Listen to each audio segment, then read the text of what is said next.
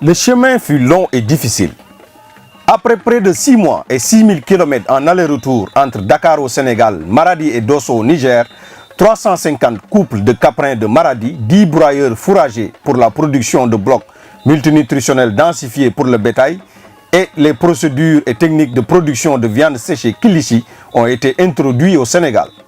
La satisfaction est donc au rendez-vous, comme l'affirmait le ministre de l'Élevage et des Productions animales lors de la cérémonie de lancement des 3 sous-projets organisée le mardi 27 décembre 2016 à l'École nationale supérieure d'agriculture ENSA de Thiès. Les bénéficiaires ont marqué pleinement tout le processus allant de l'identification des technologies à la formulation des 3 sous-projets et avec une importante contribution financière pour l'achat des 350 couples de chèvres rousses de Maradi pour une valeur de plus de 21 millions. Cette situation, de fait, mérite assurément d'être saluée et encouragée, car elle doit nécessairement marquer le début d'une nouvelle ère dans la prise en charge des préoccupations des acteurs à la base à travers leurs organisations et avec l'accompagnement des partenaires techniques et financiers.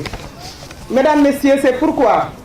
il me plaît à ce stade de féliciter et remercier,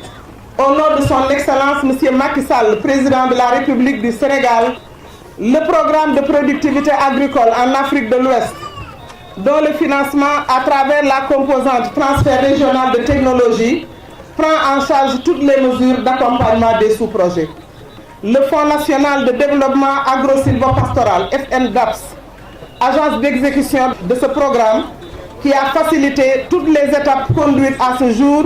et qui témoigne ainsi de sa quadruple dimension agro, silvopastorale et halieutique et de sa volonté d'exécuter les missions que lui confère la loi d'orientation agro-silvopastorale. Au cours d'un séjour d'une semaine au Niger, berceau de la race caprine de Maradi, également pays d'invention du broyeur fourrager et du Kilichi, toutes les dispositions ont été prises pour garantir la réussite de l'introduction au Sénégal de ces innovations. Le succès obtenu est pour une large part dû à la méthodologie développée par le FNDAS. Le FNDAS est passé par le mécanisme du groupe restreint du CST et du FNRA pour une validation scientifique et technique de ces sous-projets, en finançant le voyage d'études au Niger. Et c'est par la suite que 700 chèvres rousses de Maradi et 10 broyeurs ont été introduits au Sénégal. Et sur les 700 chèvres, on a eu à peu près une soixantaine de mortalité. Ça veut dire que le taux a été très raisonnable. Et ensuite, des experts nigériens sont venus pour former un certain nombre de producteurs, d'artisans, notamment sur les broyeurs, un machiniste agricole qui est venu former sur l'utilisation et la maintenance du broyeur, un autre qui est zootechnicien qui a formé les potentiels bénéficiaires sur la fabrication de blocs multinutritionnels densifiés. D'ores et déjà, des success stories commencent à se dessiner.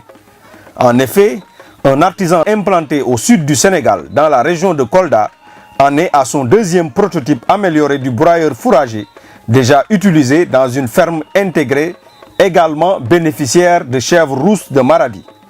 Cette ferme est située à Bayakh, 45 km à l'est de Dakar. Broyeurs yi da di ay broyeurs yoo xam ne ay machines yu ñu jëlee woon Niger la dañ ko indee nag ñu demoon ENSA bu Thiès pour def formation ci maintenance su machines yi bon après formation bi man dama fiy jógee am na lu ñu waxtaanoon machines yi ñu indi woon déjà machines yu baax la mais man gisoon naa ne que mën nañu gën a améliorer liggéey bi ma demee ma jublu ci détenir samay schéma ut sama matériel réaliser beneen machine boo xam ne gën na performant yi nga xam ne moom lañ ñu defaloon formation pour maintenance la woon du woon sax pour fabrication. trémies yi ñuy utiliser aussi ci machine bi ñaar la am na trémie boo xam ne boo naree broyer ay tige moom ngay monter am boo xam ne boo naree broyer foin moom ngay monter mu doon ñaari trémies yoo xam ne chaque fois da ngay fay machine bi boo buggee changer d'option. bon man bi ma ñëwee ma concevoir benn trémie boo xam ne dafa am mécanisme bu lay permettre nga am ñaari option yëpp même bu machine bi di fonctionner mun nga changer d'option mun nga doon wal léegi tige nga jékki-jékki changer wala foin wala nga wal tourteau ou autre chose. côté poussière bi aussi liggéey naa ci ba poussière bi mu doon dégager di sonal liggéeykat bi ak di sonal moteur bi amatu ci na mu meloon. Côté puissance moteur bi may utiliser moom moo gën a puissant parce que man dama ci sóoraale ne que machine bi non seulement mën na broyer yenn kii yi mais en même temps mën na broyer ay céréales aussi comme moulin à mil yi ñu fi yore. Genre moteur yi nga xam ne moom la yi jógee Niger ñëwee ay moteur la yoo xam ne c'est des moteurs yoo xam ne refroidissement à circuit ouvert la ce qui fait que seen autonomie du demee noonu temps bi ñuy mën a tàkk du mën a yàgg noonu parce que bu yàggee day tàng ndox bi baax foog nga fay ko alors que yii refroidissement à circuit fermé la donc non seulement day jël ndox mais am na ventilateur boo xam ne moom mooy refroidir ndox bi donc ce qui te permet que mën nga ko taal jusqu'à 8 heures de temps du am benn problème. Côté matériaux yi ñu utiliser gisoon nañ ne que machine bi buy tàkk vibration yi dañoo bari parce que ossature bi essentiellement tôle de 3 millimètres lañ ko defaree donc man bi ma defar tôle de 5 millimètres laa ko defaree maanaam am na différence de 2 millimètres d'épaisseur ce qui fait que machine bi bu tàkkee di liggéey du am benn vibration donc vibration yooyu aussi day favoriser yàqu-yàqu yi donc bu taxawee benn place di liggéey amul vibration ci la machine bi di gën a yàgg du am bruit du gaaw a am problème. Lorsqu'on a démarré le suivi, on nous a donné les fiches d'enquête. Suivant la localité où se trouve le bénéficiaire, on dit que tel agent, vous avez tant de bénéficiaires dans votre localité. Donc vous prenez tant de fiches. Et chaque poste vétérinaire connaissait déjà le nombre de bénéficiaires qu'il doit aller visiter dans sa localité. En regardant la liste,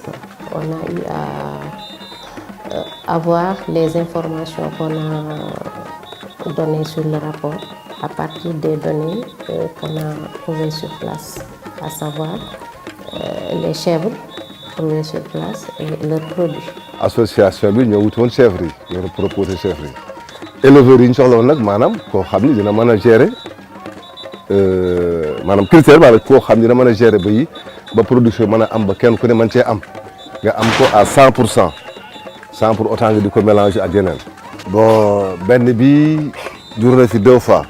premier juróom benn la deuxième bi moo ñaar la bi ci des moom premier benn jur la juragun benn mais 2 la juróon boo ko dundalee normal rek di nga mën a am ni nga ci am normal waaye lii problème daal moo di alors bañ di ko jaxase te ko amit yaakaar da ko rëccu parce que ñu bari yaakaar ni sont fragiles mais non bëy yu dëgër lañu waaw parce que bi ñu ko jox fii du ne téye nañu leen xaaraat piqûre def lu nekk di ragal bëy naa di feebar affaire mais man tubaarkalla bañ jigéen ba léegi amuñu benn problème. couple bii yi ñu lañ tolloon bi ñu fi ñëw mooy bi ñu fi jur ñoom bii lañ fi jur bii ñëw noonu lañ toll bii bi mu fi ñëw nii la toll bii moo ëppoon bi tuuti rek incha allah bu yàlla bàyyee fii ak déwén yaakaar naa dinañ xat fii. dama toog un dimanche matin sama directeur woo ma Doudou Fall bu am preuve ne ma dañ la sélectionné ci benn formation bu ñu war a defee à Kaolack ak ay Nigériens donc bi ñu fi jugee dem on était plus de 47 bouchers. donc si biir 47 bouchers yi après ñu choisir 5 personnes si biir 5 yi man kese maa si nekkoon comme jigéen ñu jëlee ñu Sénégal yóbbu ñu Niger ñu dem def fa 12 jours. bi ñu demee Niger aussi yàpp nag rek lañ doon liggéey chaque jour pendant 12 jours yi ñu fa def yëpp chaque jour yàpp nag lañ doon liggéey mais yàlla dogal na ñun bi nga xamante ni ñibbisi nañ ak suñuy pexeeg yooyu def essayer njëkk nañ créer defar yàpp xar ñu defaale tamit bi nga xamante ni mooy yàpp ginaar bi cliché poulet pour xool ce que ça donne. am nañ ci ay sollicitation parce que bëri na ay ñu yor ay association yoo xam ne ñu ngi ñuy solliciter pour ay formation am na ci ñoo xam ne ñi ngi Kédougou jotoon nañu déggante téléphone am na si aussi ñoo xamante ne ñi ngi à Thiès li nga xamante ne nii am naa ko ci FIARA bi jëlaat naa ko am naa ci leneen lu ma ko investir lu ci mel ni ay azawat ay laadum ak yooyu noonu dimbali naa ci aussi sama frère pour mu gën a yaatal sama débiteri papa bi nga xam ne moom la fi bàyyi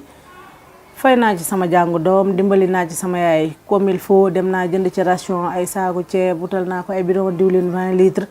lu bari defal naa ko si et puis teel naa yëkkati xaalis tam jox ko pour mu xottil xale yi si korité bi. jafe-jafe yi nga xamante ne nag dund nañ ko ci formation bi mooy déjà primo pour ñu amoon fi ñu defee formation bi problème la woon. sama kër laa doon defee formation bi. amoon nañu problème pour bâche terrasse bi parce que période seddaay la tombel ay étudiants ay nit yu bari yoo xamante ni dañ lay laaj lan moo tax select yi commencé guñu jaay cliché bi. suñu rêve loolu la ba ci hôtel yu mag yi aussi ñu leen koy servir ñu leen di servir cliché bi ñu koy utiliser comme amuse-bouche loolu yëpp suñu rêve la mais comme amaguñu autorisation Fra mënaguñu jël suñu produit yi di ko dugal ci marché bi looloo tax am nañ ci clientèle bu dëgër vraiment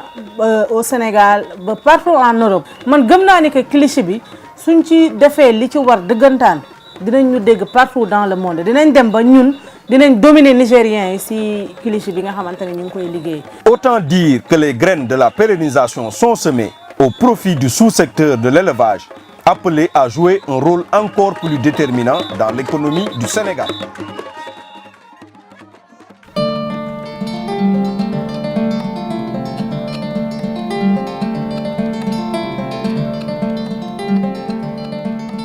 Dès son lancement en 2014, le Fonds national de développement agro-sylvo-pastoral, FNDASP, s'est évertué à démontrer son utilité. En 2015 déjà, grâce à un financement du programme de productivité agricole en Afrique de l'Ouest, PPAO-WAP, plus de 1000 producteurs d'oignons des départements de Dagana, Podor et Matam ont bénéficié d'une formation sur les bonnes pratiques de production d'oignons de qualité, suivant la méthodologie du champ école paysan. mais man ren yàlla def na man maa jël affaire bi mais vraiment gars yi gis fii yëpp ku romb nee ñu neex ba neex waaye am nga qualité quoi te man ak gars yi si bëri am na ñoo xam ne ñoo ma jëkk a jëmbat mais ba ma jëmbatee man naa dem leen doubler quoi.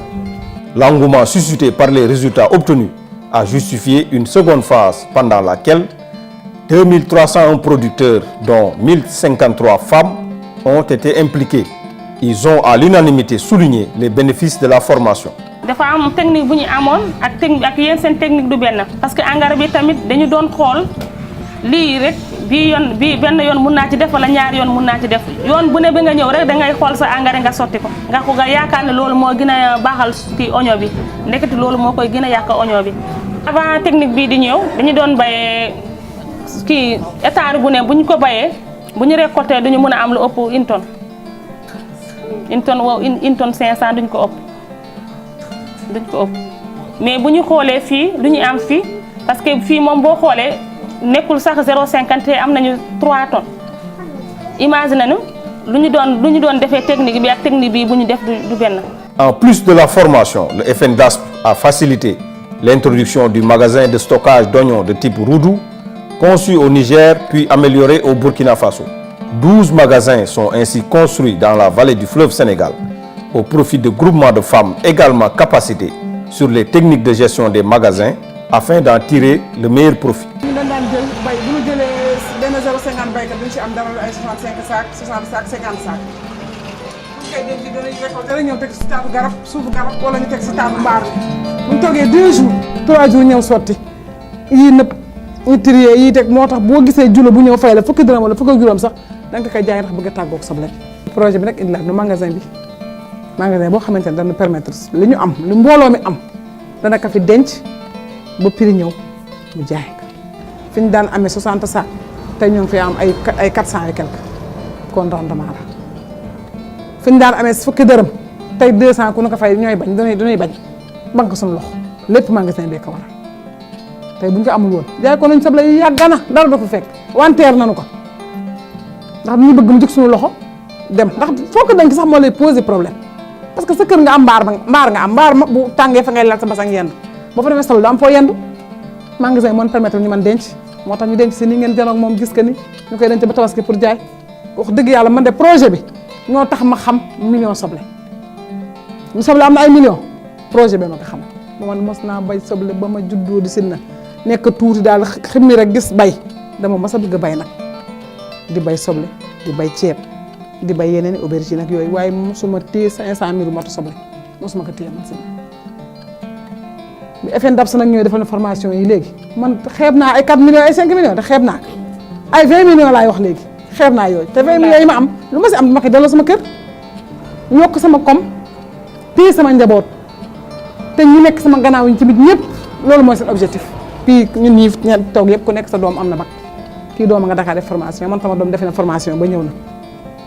maa ko fay mu def formation am 3 ans weer bu dee ma fayal ko fukki junni te si soble bi laa ko jëlee maa ngi koy dajale dafa bëgg defi master te maa ngi koy dajale te si soble bi laa ko yaakaar. soble nag bu yokkoo transformation ñëw ndax bu soble bi bare macha allah bare ba nga ne autosuffisance mën nañ ko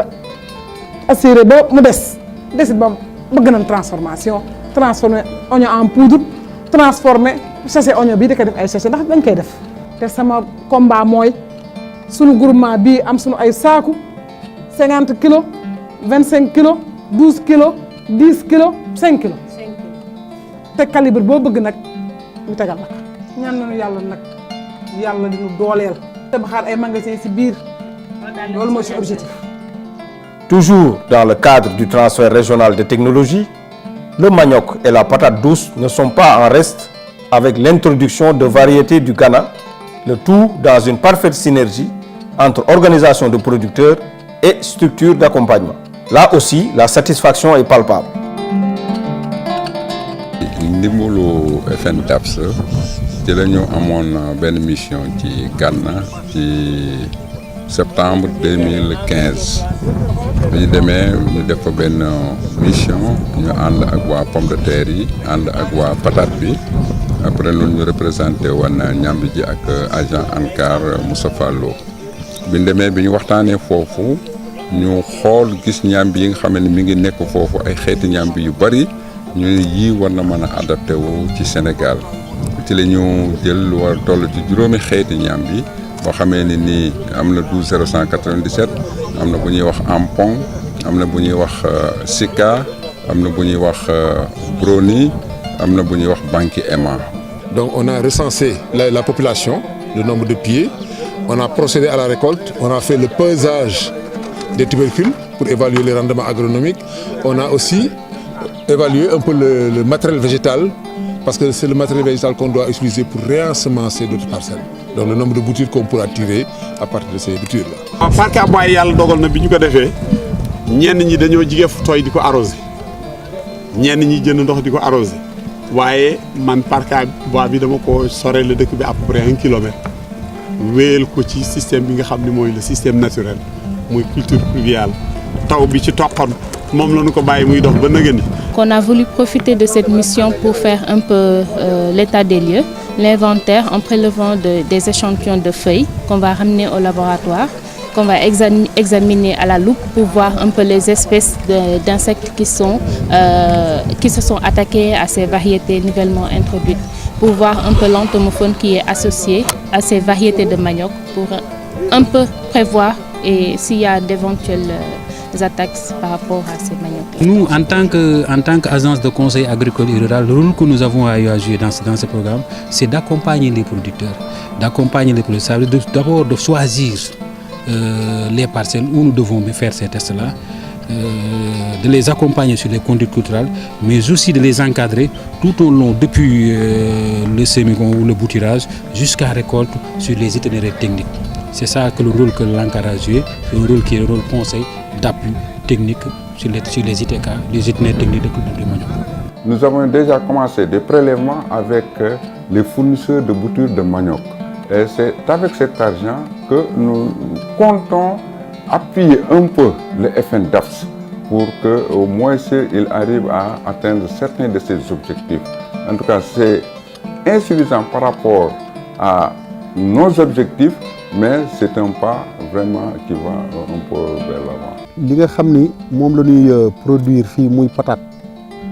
mu am ay variétés yi nga xam ni FNDAPS ñoom ñoo ñu ko jagleel ñun ñuy fexe nun ko yokkee lu tuuti la woon nag waaye tey yàlla def na ba suturaal nañu bi ñu ko jéemee démultiplier am nañ ci la nga xam ne lu takku la macha allah ba yaakaar nañ ni sous peu ñun daanu mun a jox lu war a toll ci téeméeri nit ci première tranche bi nga xam ne moom la ñuy joxe d'ici début fin décembre début janvier bu ñu demee ba ci kanam tamit daanu jox xëy na la nga xam ne ay junniy nit la ci sunuy xayma parce que ñu ngi def actuellement lu war a toll ci 1 hectare ya nga xam ni actuellement ni ñu ngi kiy planté te yaakaar nañ ni bu ñu ci jógee d'ici le mois de mars avant le mois de mars sax laay wax war nañ defaat lu war a toll si 1 wala 2 hectares encore. Apomodine bi nekk na potasse boo xam ni potasse bu am solo la te ñi ko soxla du ñu bari même ñi koy laaj bitim réew dafa bari encore parce que waxtu bu nekk duñ ñëw fii di ko laaj kon buñ ci mënoon am itam lu mu gën a yaatu moo gën ndax duñ koy laaj toujours ñaari. li ngeen seen yëpp dem na ci ay 0,60 te am na nday jaa ngi ci tool yi tool bu mag ba kii dama ko dagg foofu rek ñëw jëmbataat ko fii di ko gën a lawal dañu bëgg nag lu mu gën a law rek ba réew mi yëpp mën ci am njariñ moo gën ndax sunu potasse bii nu daan béy am na njariñ waaye bii ni ñu waxee moo ko ëpp njariñ. rendement potasse bi baax na ndax par rapport ak potasse bu weex bi bu amoon ni mu ko gisee bii moo ëpp rendement te ba pare am na prix ndax potasse boo xamul potasse bu xonq comme carotte boo ko indee si kaw gi nga wax leen ko ni leen kii Gannaaw la jógee xamuñu sax fan mooy Gannaaw kon bu ñu ko jëndee 35000 ku ko defar bu ñu xam ko dana seer ndax bi ñu xam bi dëgg-dëgg 20000 li ko doon jënd kon bii ñu xamul te moo dax moo gën a saf moo gën a neex ba pare ñu ni am na ferñet te baax na si xale yi baax na si mag yi lii daal bu fekkee ni béykat yi góorgóorlu nañ si daañu si gis njëriñ. Les producteurs font le vœu d'une diffusion à très grande échelle, convaincus qu'ils sont par les bonnes pratiques de production d'oignons de qualité, le magasin de stockage d'oignons de type Roudou et les variétés de manioc et de patates douces introduites au Sénégal dans le cadre du transfert régional de technologie.